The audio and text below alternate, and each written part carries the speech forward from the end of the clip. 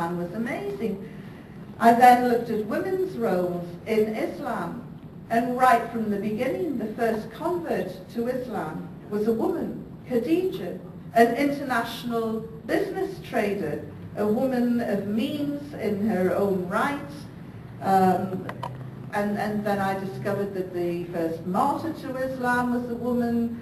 When the Quran was first compiled in book form, after it had been delivered over a 23-year period, I discovered that the first guardian of the first ever copy of the Holy Quran was entrusted to a woman. Women held many places in Islam and were equal to men. And then I began to realize the whole business of dressing modestly, and it's really liberating standing before you now, talking to you, being judged on my mind and character and not the length of my skirt or the size of my bust. You know, that to me is real liberation. I couldn't believe what I was reading. I then went out into the Muslim communities to talk to Muslim women, and far from finding quiet, subjugated creatures, I found highly intelligent, motivated women with lots to say and very opinionated as well. And 6 years ago, I probably would have walked into this room and looked at all the hijabs and thought, you know, quiet, subjugated creatures. Now I'm looking around and I'm trying to work out who are the community leaders, who are the doctors, the lawyers, who's taking a master's, who's doing a PhD, who's taking a degree, who's launching into a professional career. And now I look at Muslim women as multi-skilled, multi-talented, whether they've been formally educated or not, incredible women.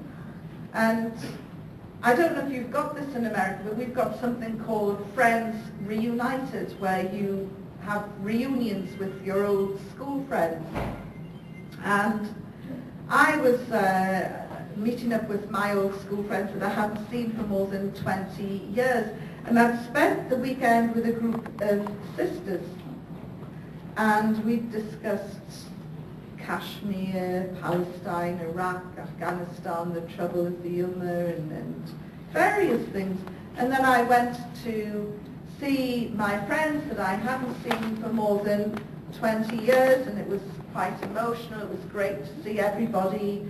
And they said, you know, what are you up to? What have you been doing? And I told them, well, I'm looking into Islam, and you know, it's incredible what's going on. And when I tried to talk about Chechnya, and it was, somebody thought I was talking about a pop group. And then the big topic of the day, which maybe you will equate with this one, is Posh, Spice and Vex. You know, they're getting married, and of course you've got them now, thank goodness. Not else they've gone. And I began to realise that, you know, there was a lot of depth in Islam, in the community, and very soon the fulfillment of a promise, the academic exercise turned into a spiritual journey for me. And, you know, I came from a tabloid newspaper background, and we'd get very, very excited about prenuptial wedding agreements. And there, Muslim women can draw up their own contract and write down their hopes and expectations. I was really overwhelmed by the fact that Muslim women could, rights bestowed on them 1400 years ago had only come into the gift of Western women in the last 100 years. So I was quite taken aback by this. I'm not saying that the Muslim world is perfect by any means. We know that it's not, but I realised that the media gets confused between cultural practices and Islamic issues. For instance, forced marriages, female circumcision, honor killings, have absolutely nothing to do with Islam and everything to do with cultural practices in regions which do cover Muslim lands, yes, but they're not Islamic. Forbidding women from driving is not Islamic at all. But I've been to Saudi Arabia a few times, and I have to say, having seen the way the Saudi men drive, I wouldn't want to get into a car. But I really, as I say, the whole thing started to turn for me, and nearly 3 years later I ended up embracing Islam and joining what I consider to be the biggest and the best family in the world. Now then, when I converted, people didn't like it.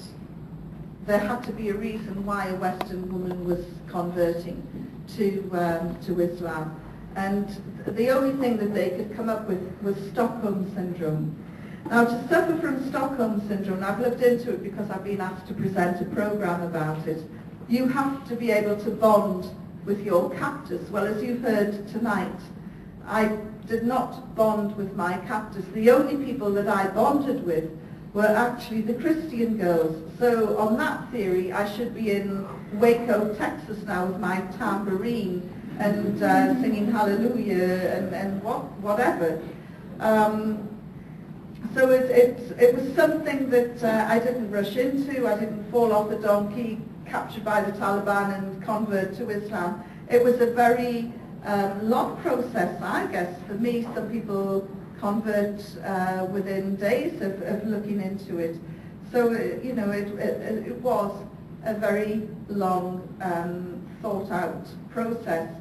And as a journalist, you know, after I read the Quran, I then went back to the Bible and started looking into the origins of the Bible and discovered that the New Testament wasn't written until 70 years after the emergence of Jesus, which explains why there are so many contradictions in Matthew, Mark, Luke and John, the Synoptic Gospels.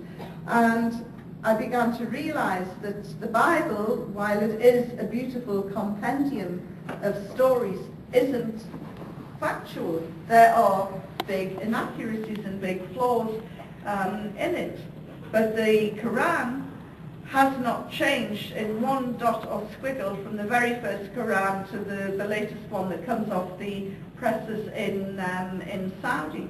So again, you know, there were, I did go into this quite thoroughly, and as I say, I ended up embracing a wonderful faith, carrying on with my feminist principles, and earlier today I was talking about Islamic feminism, and basically that's it. I get to come to wonderful places like California to share my story, and I hope this evening that you've enjoyed listening to it as much as I've enjoyed telling it, and maybe we've got enough time for some questions and answers, so thank you very much.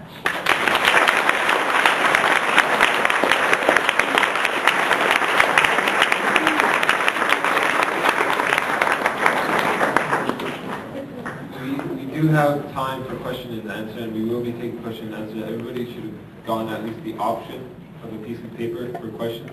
So if you do have a question, hold your hand up high, and we will collect a piece of paper so we can answer your questions.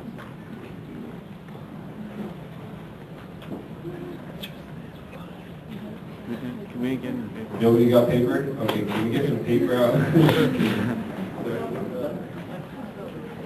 All right, let's just, we'll just do it by raising your hand, as long as you keep it cool.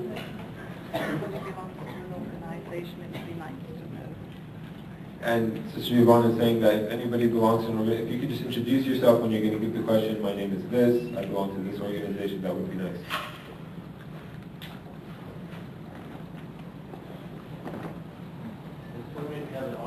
Can you introduce yourself, please?